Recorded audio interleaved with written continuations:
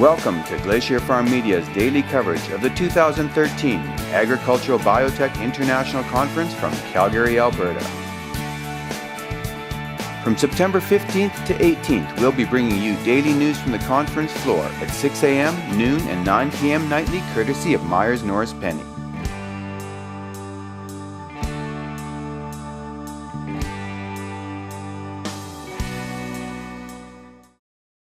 Hello, my name is Will Keller. I'm the chair of the organizing committee for ABIC 2014. We are targeting well over 500 people for this meeting. We are going to be working under the theme of leadership in a changing world, and there are going to be some very significant issues that need to be discussed. Issues around what are the various countries doing to address the challenges around food production. What are the current and most important scientific developments to be able to alleviate some of these challenges that we have. And finally, what are the issues that impact on society with new technology and what role it can play. So these are all interacting themes, and we look forward to bringing in the world's best leaders from key organizations. We look forward to inviting all of you to participate in this important event.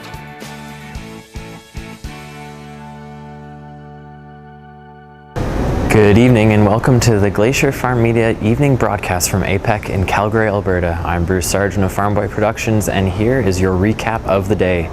To start our broadcast, we'd like to share some words from the poetic Dr. Clive James. Biocrops are here to stay. 17 million farmers shout hooray. First was cotton, maize and soy, and rice and wheat will not dismay. Half the world has gone this way. Biocrops are a winning way. Biocrops are here to stay. Dr. James of the International Service for the Acquisition of Agri-Biotech Applications, and I sat down earlier today to discuss his presentation coming up tomorrow on the global perspective of biotech and GM crops. Here's that interview. My name is Clive James. I'm chairman of a not-for-profit organization called ISA, the International Service for the Acquisition of Agri-Biotech Applications.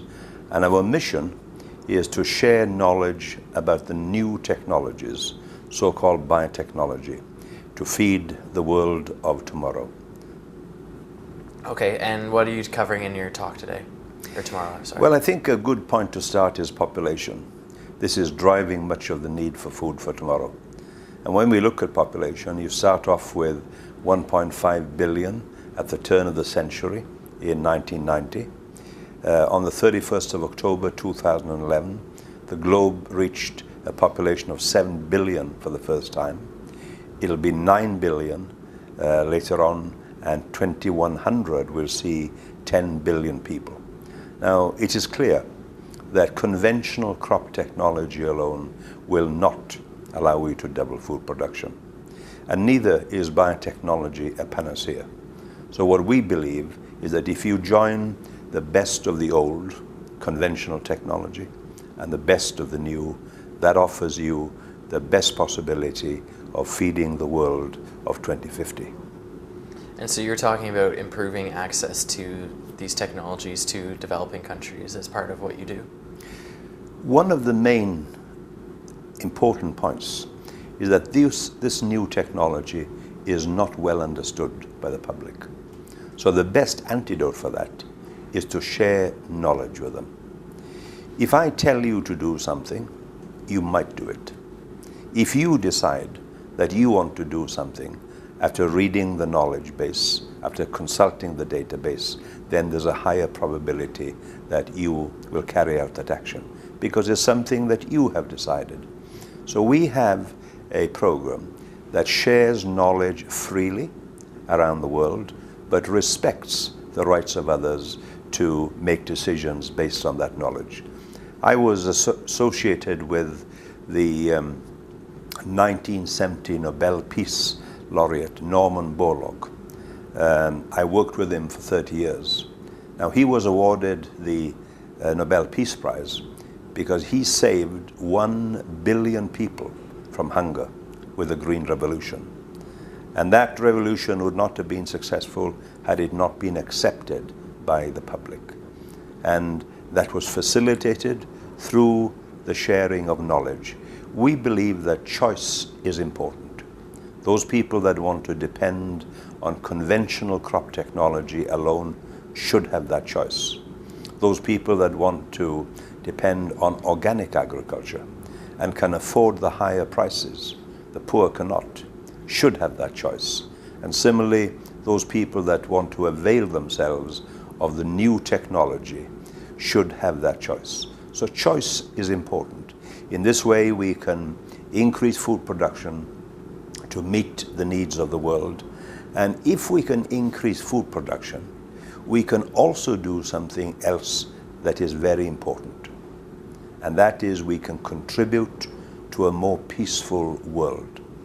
Norman Borlaug always used to tell me, you cannot build peace on empty stomachs. He was right. And if you look to the Arab Spring of 4 years ago, the first event was that a young man in Tunis, in protest, put himself on fire. He was unemployed, he was poor, he was hungry. Yeah. So when we look at food, it is the absolutely essential element that every man, woman, and child, irrespective of creed, color, race, must have. So we're talking about humanity. We believe that the new technologies can make a very important contribution to the feeding of the world tomorrow, an important goal. So what do you think is the biggest struggle going into the future for spreading that knowledge and increasing access to it? The biggest problem at the moment is understanding of the technology by the public. It's a complex technology, but it can be explained in simple terms to the man and woman walking on the street.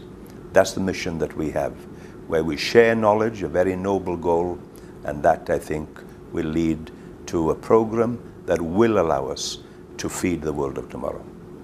I think it's a big trust element as well, that these people have maybe lost an element of trust in the corporations or the businesses that are feeding the planet, but we need to reinforce that they can trust the products and the technologies and that we are doing these things for the right reasons. Trust and confidence is key. But if you look at the growth of this technology, what happened was, like many other new technologies, is owned by a very small group who are prepared to make that investment. That happen to be some of the big transnationals. But the scene is changing very quickly. The new big investors in this technology are the emerging countries from the developing world. In Asia, they are China and India, a population of 2.7 billion if you put them together. In Latin America, it is Brazil, the engine of growth in Latin America, and Argentina. And in Africa, it is the continent of South Africa. So ownership of this technology is changing fast. But I think we should be careful that we don't shoot the messenger. Look at the technology and see what it can do. And I believe there's one word that's important in this whole area. That is the word collaboration. Private sector should work with public sector. North should work with the South.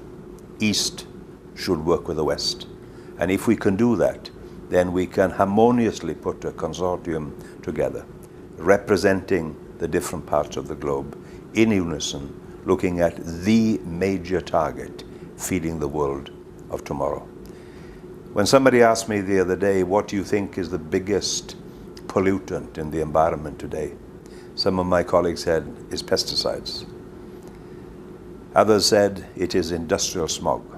But my belief is that the biggest pollutant that we have in the world today is poverty. Poverty that is pervasive, that pollutes the lives of billions of people. And that is linked, of course, with food.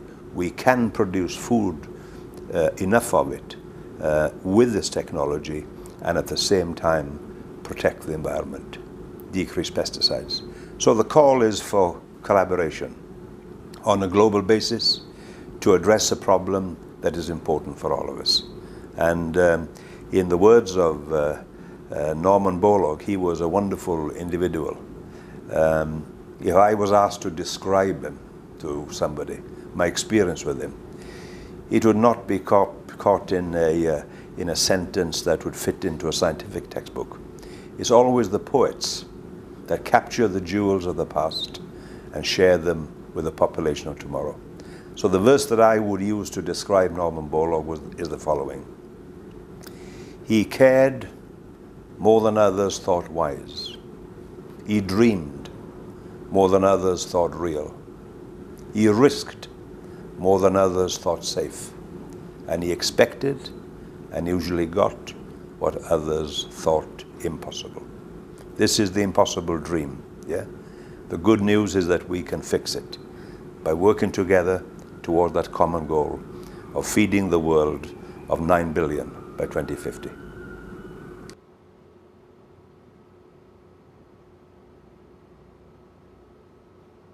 This afternoon, Robert Henry, a professor from the University of Queensland in Australia, presented on genomics for cellular nutrition and quality in a changing climate. Here's that video.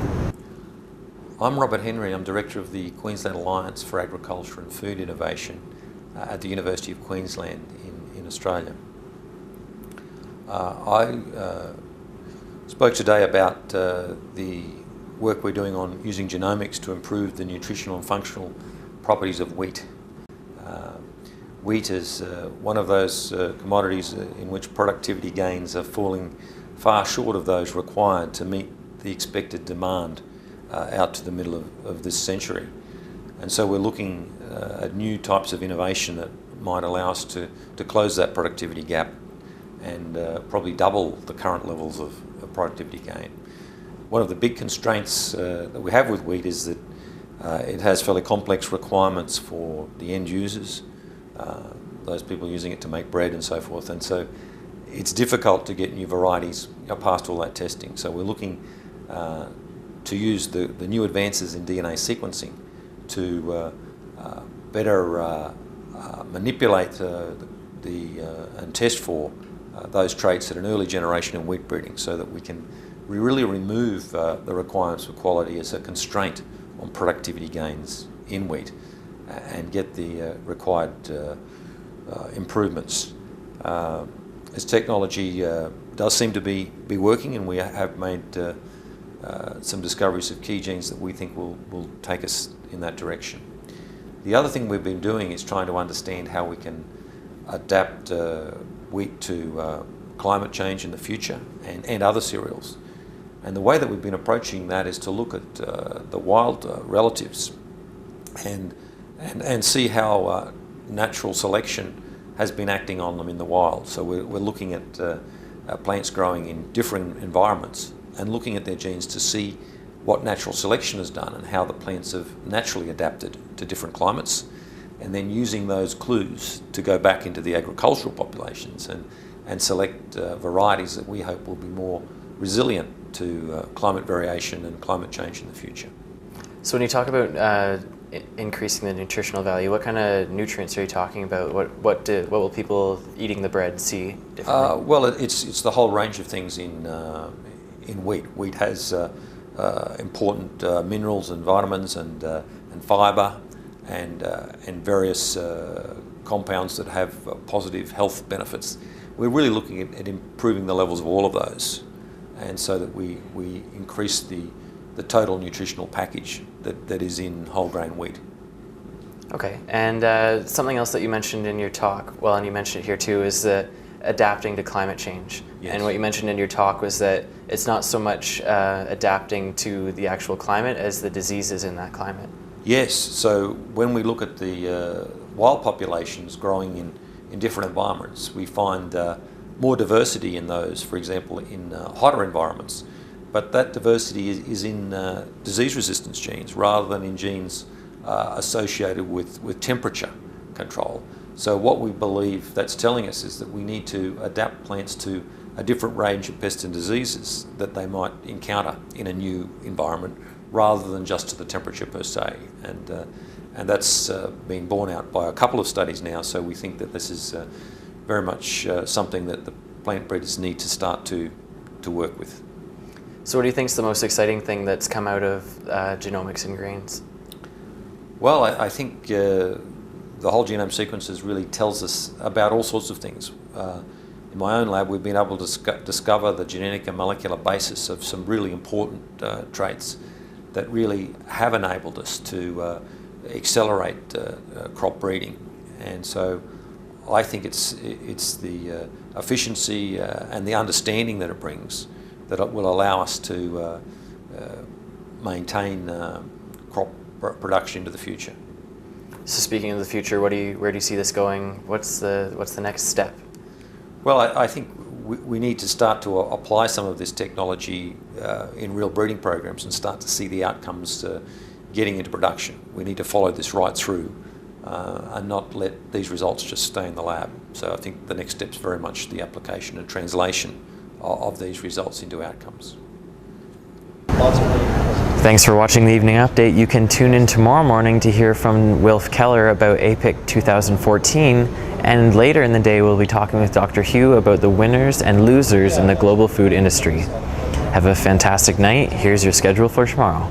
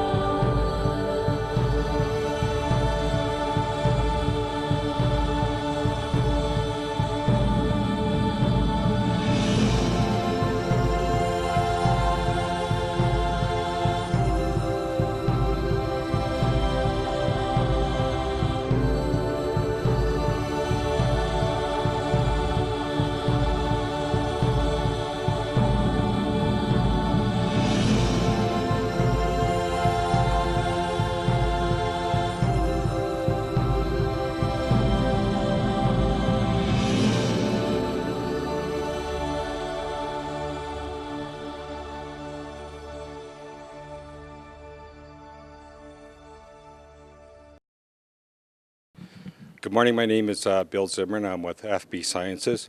Very pleased to be at the ABIC convention, the 2013 ABIC convention. We're into our second day right now, and it was just a fabulous day yesterday as far as from the crop side. A lot of very interesting presentations and a lot of talk about new technology and emerging technology. As far as FB Sciences, we're in that category of emerging technology. So we're a corporation out of Tennessee, and we're 5 years old.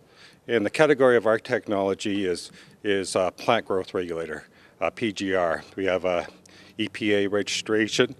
And with this technology, the main thing with a PGR is that it enhances plant attributes. So we work in the plant, not in the soil. The focus of the meeting yesterday was by the year 2050, there's going to be 9 billion people on the planet. How do we feed all these people? And my feeling is we can do it. We can really do it by increasing the production per acre. You know, so that means really convergence in agriculture. There's a lot of good sectors from the seed side, the pesticide part, and the nutrition, all working in unison. I call it convergence of ag, to get more bushels per acre. So with this technology, we're quite pleased to bring it to the market in a time when the world needs to really improve its yield and improve its performance too. Hello, my name is Wilf Keller. I'm the chair of the organizing committee for ABIC 2014. This event will be held October 5th to 8th in Saskatoon, and we look forward to inviting all of you to participate in this important event.